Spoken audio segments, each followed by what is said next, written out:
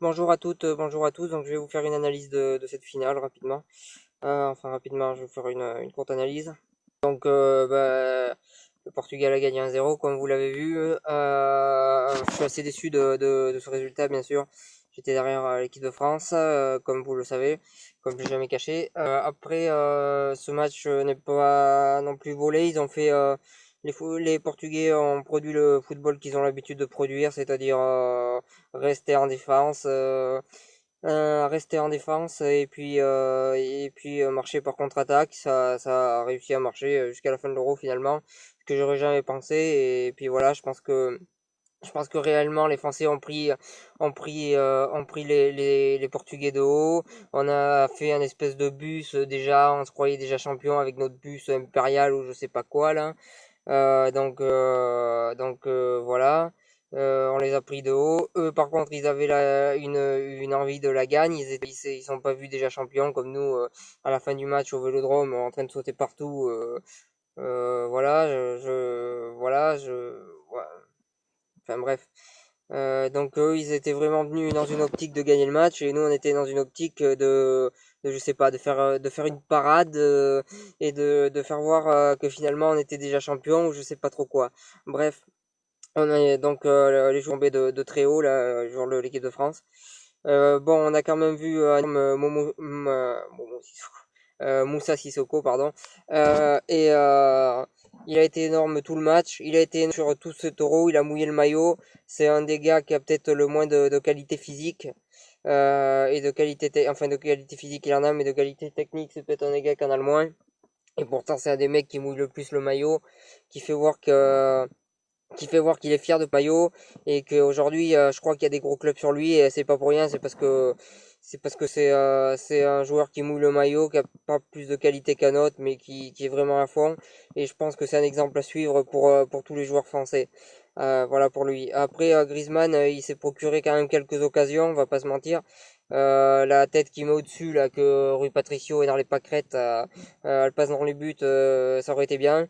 Il a été malchanceux encore une fois. Je pense que si tous les poteaux et les buts et les balles passées à ras étaient passées dans les buts pour l'équipe de France, on aurait gagné ce taureau par des matchs, par des victoires largement plus larges et, euh, et largement plus méritées. Bref.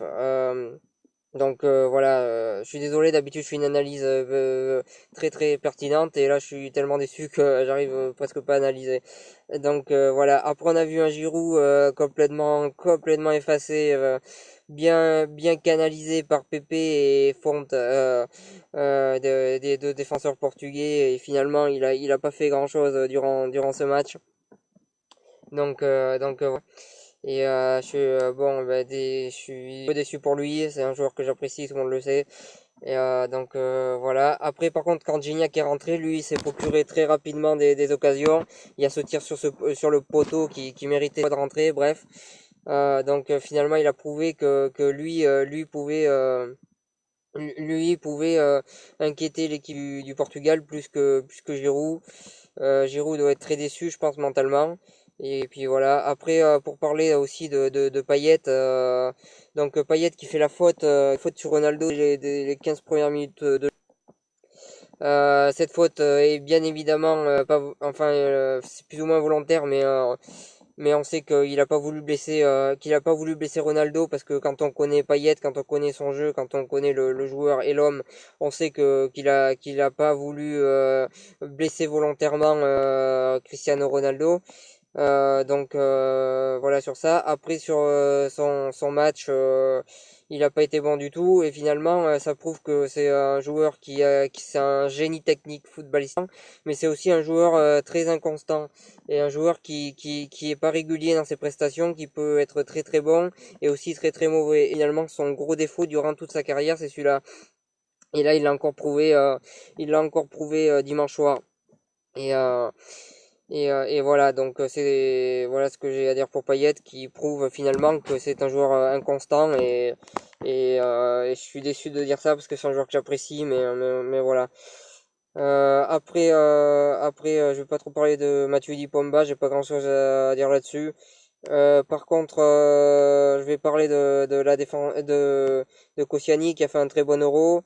et de Lloris qui nous a sauvés plusieurs fois, qui a fait plein d'arrêts, qui a prouvé qu'il était un très grand gardien, qui a fait taire les critiques, les miennes, hein, parce qu'il n'était pas critiqué par d'autres personnes que par moi, je crois, mais il a fait taire mes critiques. Voilà, c'est bravo à lui. Et il a fait un énorme euro, il a prouvé que c'était un très très grand gardien, un gardien de très très haut niveau, et qui pouvait et qui pouvait être un et qui faisait partie des meilleurs gardiens du monde. Donc voilà sur l'analyse de l'équipe de France. Côté portugais, par contre, moi je voulais revenir sur la blessure de Cristiano Ronaldo. Ronaldo qui est blessé et qui à la fin du match saute partout. Euh, Saute partout et a pas l'air du tout blessé. Donc je vais pas dire qu'il a fait du cinéma, hein, parce que ça risque de pas passer. Parce que j'ai encore me critiquer, mais franchement, le mec il est blessé à la fin du match, il saute partout, c'est le maracana dans sa tête. Euh, donc comment j'analyse ça, je sais pas trop. J'analyse que en fait c'est un meneur d'homme avant d'être un meneur sur le terrain, parce que le vrai meneur du Portugal durant cette Euro c'est Pep. Et je suis en train de parler fort, je suis en train de m'énerver et je sais plus de voix. Euh, le vrai leader finalement c'est Pep. Et, euh, Défensivement, il a encore prouvé une fois que c'était lui c'était lui le vrai leader le vrai leader du Portugal du Portugal dans cet Euro. Et c'était pas Cristiano Ronaldo. Pour revenir au Ballon d'Or, moi je pense toujours que Griezmann mérite le Ballon d'Or parce qu'il a prouvé que c'était un leader à l'Atlético et en équipe de France. Et Ronaldo est un leader peut-être au Real, mais on a très bien vu que c'était pas lui le leader au Portugal, vu que la preuve en est. La preuve en est, sans lui, ils ont gagné. Pour revenir sur ce but aussi d'Eder, là,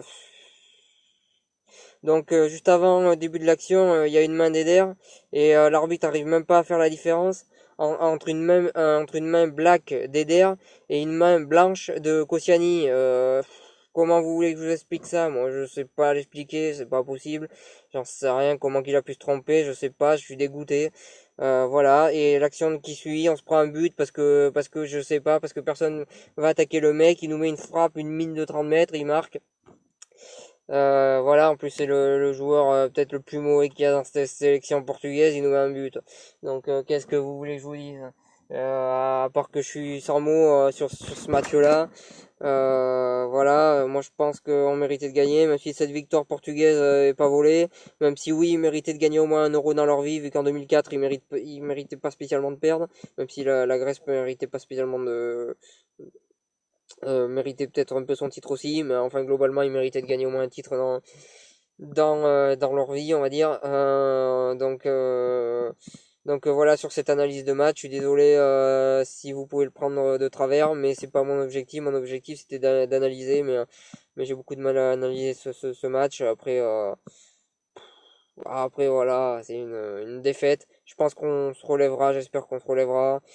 Voilà, j'espère que Deschamps saura remotiver cette équipe, lui redonner un goût. Je voulais aussi parler de Martial qui a été boycotté durant tout cet Euro parce qu'il a loupé un match. Je suis déçu pour lui. J'espère que Deschamps saura lui redonner sa chance parce que il le mérite. Et puis voilà pour cette analyse. Merci de m'avoir suivi. Merci de me dire que je fais des bonnes analyses pour ceux qui le pensent. Je vous remercie tous. Je m'excuse de certains propos que j'ai dit sur Facebook. Et puis voilà, voilà, bonne soirée, bonne journée à tous, bonne soirée à tous. Je sais pas quand est-ce que je vais poster cette vidéo. Voilà, merci de m'avoir suivi.